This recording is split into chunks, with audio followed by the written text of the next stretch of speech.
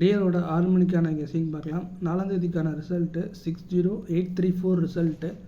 நம்ம கொடுத்த கெஸ்ஸிங்கில் ஆல் போர்டில் 3 பாஸு, பி போர்டில் டேரெக்டாக 3 பாஸ் ஆகிருந்துச்சு, சி போர்டில் டேரெக்டாக 4 பாஸு, பிசியில் 3-4 பாஸு, ஏபிசி போர்ட் பாக்ஸில் 894 ஒரு நம்பர் பாக்ஸ் கொடுத்துருந்தேன், இன்னொரு நம்பர் 934 கொடுத்துருந்தேன்.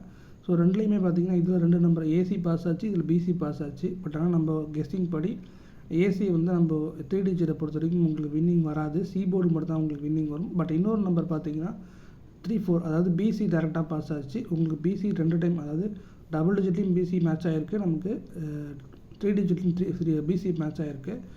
அதே மாதிரி சிங்கிள் போர்ட்லையும் பிசி மேட்ச் ஆகிருக்கு, ஆல் போர்டில் 3 மட்டும் மேட்ச் ஆகிருக்கு. ஸோ கொஞ்சம் டீசெண்டான வின்னிங் கிடச்சிருக்கு.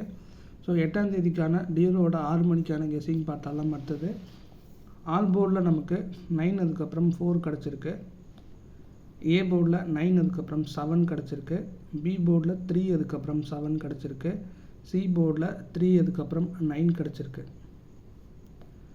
ஏபிபிசிஎஸ்சியில் 9339 7337 கிடச்சிருக்கு. ஏபிசி போர்ட் பாக்ஸில் 937482 கிடச்சிருக்கு.